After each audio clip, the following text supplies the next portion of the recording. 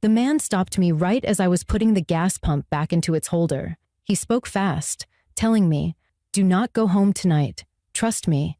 I laughed, thinking he was confused or trying to scare me. Then he leaned closer, lowered his voice, and said, "Check your security camera first."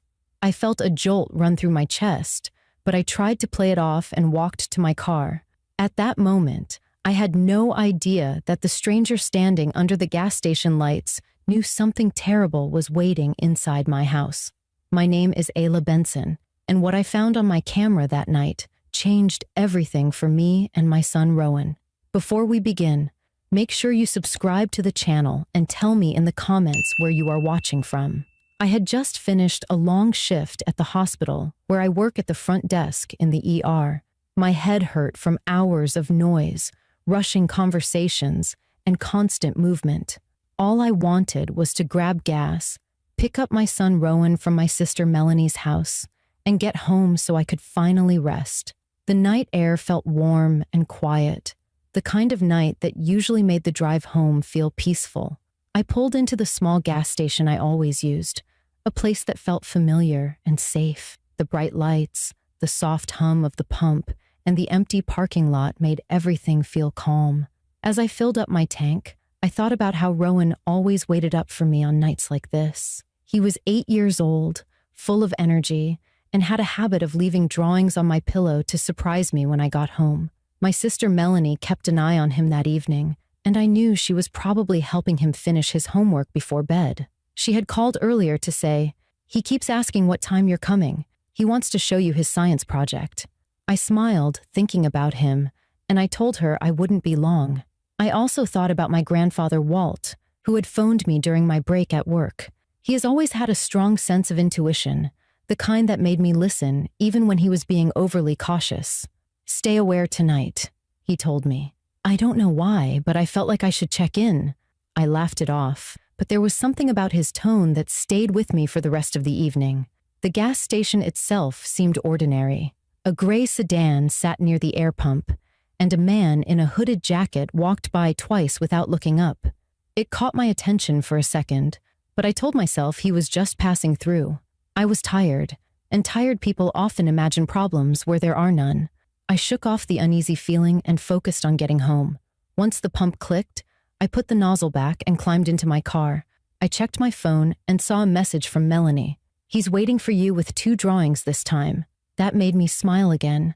Everything about the night felt simple and normal until the stranger stepped toward me with a look in his eyes I couldn't quite understand. He came from my left side, moving, slowly, making sure not to startle me. At first, I thought he needed directions or maybe had car trouble, but the look on his face wasn't fear or confusion. It was something closer to urgency, the kind of urgency people have when they know something bad is coming. I didn't know it then, but that moment was the first sign that the night was about to take a turn I never saw coming. The moment I pulled out of the gas station, my heart was pounding harder than I wanted to admit. I tried to shake off the man's warning, telling myself he was just someone who liked scaring people, or maybe he was dealing with his own problems. But something about the way he said it stayed with me. His voice had not been threatening. It had been desperate, like he was trying to protect me from something he could not fully explain. I kept glancing in my rearview mirror, convincing myself I was just being jumpy, but every second felt heavier than the one before. The roads were quiet, the kind of quiet that makes you aware of every sound in your car. My phone lit up with a call from Melanie. She asked if I was still coming to pick up Rowan, and I told her yes, but my voice came out thinner than usual. She picked up on it right away and asked if something happened. I told her about the stranger, trying to make it sound silly, but even as I explained it, I heard my own concern slipping through. Melanie didn't laugh. She said, "Ayla, come straight here. You can stay the night if you feel weird about going home." That suggestion alone made the stranger's warning feel real again, like the universe was pressing on me to take it seriously. As I drove, I kept telling myself I was fine, but my chest tightened more with each mile. My house was only 15 minutes away, but instead of heading there first, I listened to my sister and drove to her place. The whole time, the stranger's words looped in my head. "Do not go home tonight. check your security camera first." My hands were sweating on the steering wheel, and I had to wipe them on my jeans at a red light. I took a deep breath, trying to settle my nerves, but the feeling that something terrible was waiting for me only grew stronger. When I pulled into Melanie's driveway, her porch light was on, and she was already standing at the door. The sight of her made me feel a little safer, and when I stepped inside, she locked the door behind me right away. Rowan ran toward me with a big grin and threw his arms around my waist. I held him a little tighter than usual, unable to stop imagining him in a house with someone hiding inside. Melanie watched me closely and asked, "Do you want to check your camera?" I nodded because I needed to prove to myself that the stranger was wrong, that nothing was happening, and all this fear was pointless. I opened the security app on my phone. It took a few seconds to load, and each second felt like a weight pressing down on my shoulders. The first camera view showed the porch, calm and empty. The second camera showed the kitchen, still and dark. Everything felt normal, and for a moment, I let myself believe I had scared myself for nothing. Then I clicked on the living room camera. The moment the feed came into view, my breath caught in my throat. There was a man standing in the darkest corner of the room. He was still, almost too still, like he was waiting. He wasn't moving around or searching through anything. He was just standing there, facing the hallway that led to my bedroom and Rowan's old playroom. My hand flew to my mouth as my stomach dropped. I zoomed in, and even though the image was grainy, I could see enough to know someone had broken into my home and was hiding in the shadows, watching and waiting for me to come back. My voice cracked as I whispered Melanie's name. She stepped behind me, saw the screen, and gasped. Rowan asked what was wrong, and Melanie gently guided him into the kitchen, telling him she needed to talk to me alone. I stayed frozen, staring at the camera feed, terrified the man would move. When he shifted slightly, just enough to show he wasn't a trick of the light, my whole body went cold. I called 911 with shaking hands. The dispatcher asked me where I was, if anyone was in danger, and how long the intruder had been inside. I could barely answer, but I gave them all the information I could. The dispatcher told me officers were on the way and to stay inside my sister's house. Melanie came back and sat beside me, keeping her voice steady even though her face was pale. She asked if I recognized the man, and I told her no. That made everything worse because it meant he hadn't come for anything of mine. He had come for me. I replayed the stranger's warning in my mind and wondered how he knew. The fear twisted deeper, not only because someone was inside my home, but because someone else had known before I did. And as the police lights finally started to flash through the living room windows at Melanie's house, I felt the night shift from strange to terrifying. Something was about to surface, and I was not ready for the truth that waited ahead. The moment the police sirens echoed faintly in the distance, my mind snapped into a state of sharp alertness. I realized that sitting frozen on my sister's couch would not solve anything. Something dangerous was unfolding inside my home, and I needed to stay calm for Rowan's sake. Melanie returned from the kitchen with him trailing behind her, holding one of his drawings. He ran up to me with bright eyes, but stopped when he saw the look on my face. I forced a soft smile and told him everything was okay, but inside my chest, fear was tightening like a rope. Melanie placed her hand on my shoulder and said quietly, "The officers want us to stay together. They're almost there." I nodded and stood up, feeling my legs shake with a mix of panic and anger. Someone had broken into the one place where I should feel safest, and they had, waited in the dark, like they belonged there. I could not shake the thought that if the stranger at the gas station had not said anything, I would have walked straight into that room. That single detail lit a small fire in me that pushed past the fear. I stepped outside onto Melanie's porch to get a breath of fresh air and called my grandfather Walt. The moment he answered, he could hear the tension in my voice. I told him everything, from the stranger's warning to the image of the man standing in my living room. Walt's voice stayed steady, but there was a heaviness behind it. "Ayla," he said, "you did the right thing coming to your sister's house. Do not go anywhere without the police. If that man broke in to wait for you, he had a plan." His words sent a cold wave down my spine. The idea that someone was not only inside my house but intentionally waiting for me made my skin crawl. Still, hearing Walt speak like that also gave me strength. He has always been the person who taught me to trust my instincts, and now those instincts were the only thing between me and something terrible. My phone buzzed again. It was the dispatcher. She said the officers were outside my home now and asked if I was willing to come to the scene so they could enter more quickly. They needed my presence to confirm access and give any details that might help them approach safely. My first instinct was to say no, but then I pictured the man in the corner of my living room again and knew I had to face this. I told Melanie I needed to go. She immediately insisted she was coming with me and grabbed her keys. Rowan clung to my leg and said, "Mom, please don't leave." His voice cracked in a way that shook me, but I knelt in front of him and pulled him into a hug. "I'm coming right back," I said. "Aunt Melanie is driving me, and you're staying here where it's safe." He looked like he wanted to argue, but slowly nodded and let Melanie guide him back inside. As we got into Melanie's car, my hands were still trembling, but now the fear felt different. It felt focused. We drove toward my neighborhood with the police following behind us at a distance to keep the area calm.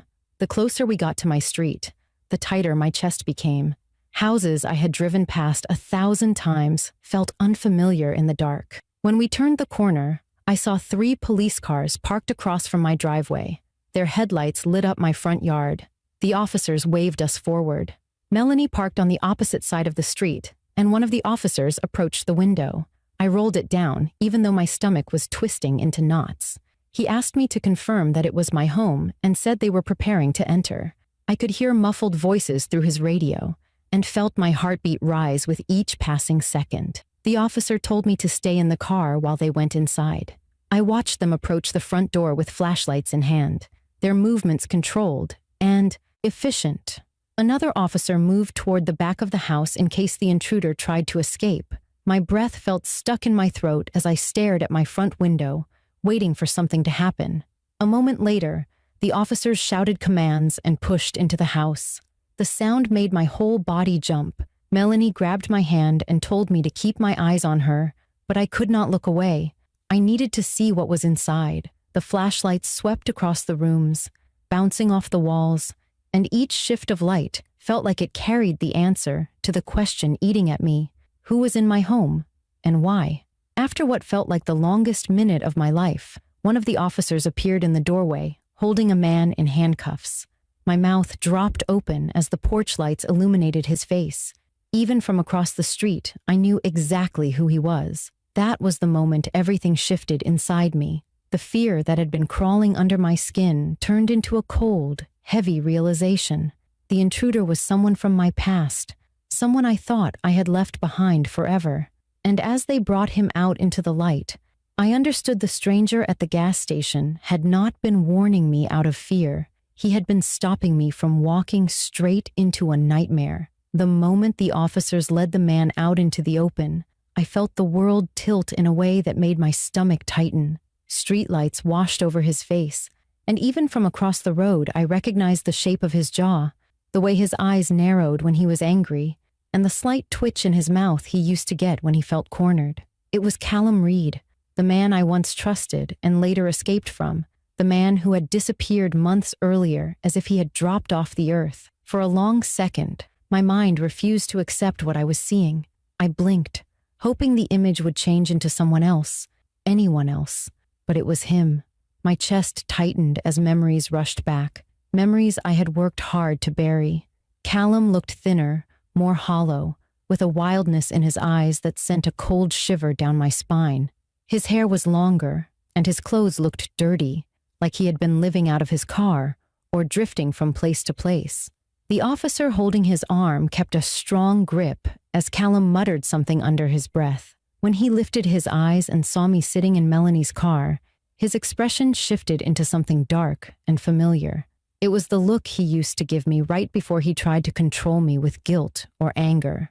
Even from across the street, I felt myself instinctively pull back against the seat. Melanie gasped when she recognized him and immediately placed her hand over mine. "Ayla," she whispered, "he came here for you." Her words sank deep into me. The police officer who had spoken to us earlier jogged toward our car, motioning for us to stay put. Melanie rolled the window down, and the officer leaned in slightly, his voice calm but firm. "We found him hiding in the dark near your hallway," he said. "He had been inside for a while. You were very lucky you didn't walk in." Hearing that made my body go numb. The officer went on, explaining that Callum had entered through the back door after forcing the lock open with a tool. He had unplugged my alarm system and moved quietly through the house like he knew the layout. He had checked the kitchen, the bathroom, and the bedrooms before settling in a corner of the living room, as if he expected me to walk through the door at any moment. The thought of him standing in the same space where I watched movies with Rowan, cooked meals, and lived my life brought a wave of anger that surprised me. This wasn't just a break-in. This was planned. This was personal. Then the officer added something that made everything twist even tighter. He said Callum had been reported missing by his family months ago, around the time he began sending strange texts to friends about unfinished business. None of them knew where he went. Police had been searching for him in different towns, unsure if he had disappeared willingly or because of something darker. I swallowed hard as the officer continued. The stranger at the gas station had recognized Callum from a missing persons flyer at his job. He had seen Callum earlier that evening near my backyard fence and realized something wasn't right. That was why he approached me. That was why he tried so hard to warn me before I went home. When I heard that, my body sank deeper into the seat, and I whispered, "He saved me." The officer nodded slowly. "From what we found inside, yes. He likely saved your life." As Callum was placed into the back of a patrol car, he turned his head sharply toward me. Even with the window rolled up, I could see the intensity in his stare. It wasn't random or confused. It was directed, focused. The officer shut the door quickly, blocking his view, but the image of his face stayed locked in my head. I felt the urge to cry, not out of sadness, but from the overwhelming collision of fear and relief. Melanie reached over and wrapped her arms around me, pulling me into her. "You're safe," she whispered, even though I still felt trapped inside the moment. Another officer approached us, asking if I wanted to collect anything from the house that night. I quickly shook my head. I couldn't stand the idea of stepping inside while the echo of Callum's presence still lingered in the walls. The officer reassured me that they would guard the property until everything was processed. I glanced at my house, the windows now bright with police flashlights. The same living room where I once felt comfortable now felt like a stranger's space. I knew going back inside without fear would take a long time. The weight of what could have happened sank deeper with every passing second. If I had ignored the warning, if Melanie hadn't insisted I come to her house, if I had walked through my door after work like every other night, I would have stepped right into the darkness where Callum was waiting. My breath shook as the truth settled in. I wasn't dealing with a random break-in. I was dealing with a man from my past who had returned with an intention I didn't want to imagine. The stranger at the gas station had changed the ending of that night, and as the police cars began to drive away, I realized just how close I had come to never seeing my son again. That was the moment everything inside me shifted. The fear was real, but so was the strength rising slowly behind it. The next morning felt like waking up after a storm I had barely survived. I stayed at Melanie's house overnight because there was no way I could sleep alone after seeing what happened. Even though the sun was bright through the curtains, my body still held the tension of the night before. Rowan climbed into bed beside me and wrapped his arms around my waist. That single gesture grounded me more than anything else. It reminded me of why I needed to stay strong. When I got up, Melanie was already in the kitchen making breakfast, trying to keep everything normal. She looked at me with tired eyes and asked if I had slept at all. I told her the truth. Every time I closed my eyes, I saw Callum standing in my living room, waiting in the dark. The image clung to my thoughts, no matter how hard I tried to push it away. I sat at the table with a cup of coffee and listened to Rowan talk about school, grateful that he had no idea how close he came to danger. I kept glancing at him, knowing I would never forget that the safety of my child depended on decisions made in seconds. Later that afternoon, the police called to update me. They said my house was now secure, and the officers had finished gathering evidence.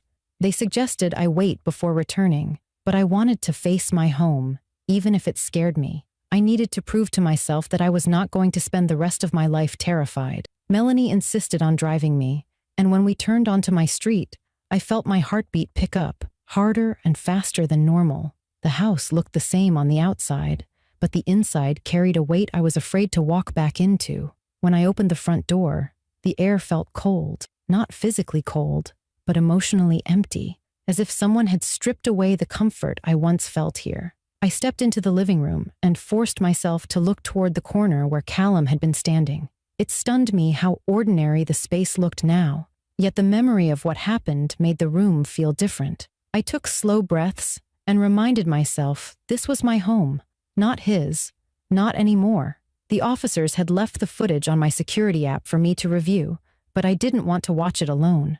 Melanie stayed next to me while I replayed the clips from the night before. Seeing Callum enter through the back door with confidence in his posture made my stomach twist. He moved with purpose, checking rooms like he belonged there. He paused in front of Rowan's old playroom, and I felt my throat tighten. Then he positioned himself in the dark corner of the living room and waited.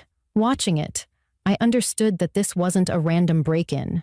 He had been planning this.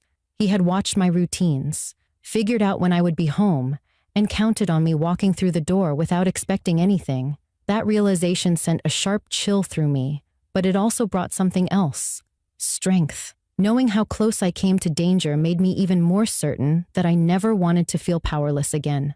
Over the next few days, I stayed with Melanie while I arranged to have the locks replaced, the alarm system rebuilt, and cameras upgraded.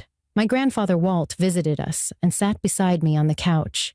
He placed his hand on mine and said quietly, "Your instincts told you something wasn't right. You listened this time. That is what kept you safe." His calm voice helped settle some of the fear that kept returning. I knew he was right. I had ignored strange feelings in the past, but now I understood how important it was to pay attention to the warning signs my mind and body try to give me. When I felt ready, I contacted the manager of the gas station and asked if he knew anything about the stranger who warned me. He said the man had stopped there a few times before and seemed like someone who kept to himself. When I left my number, I wasn't sure he would ever reach out, but a day later he called, saying the stranger wanted to speak with me. We met at the gas station where it all began.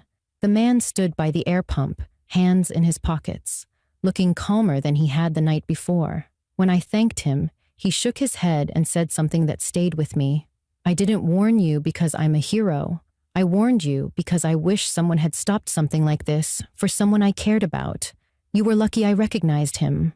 Those words hit hard.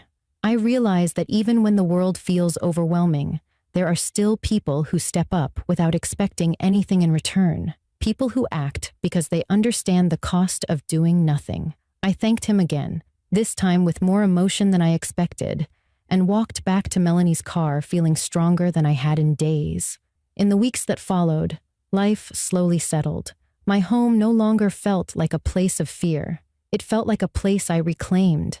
I learned to trust my instincts, to take warnings seriously, and to protect myself and my son without apology. What happened changed me, but it also taught me something powerful. Safety is not something you take for granted.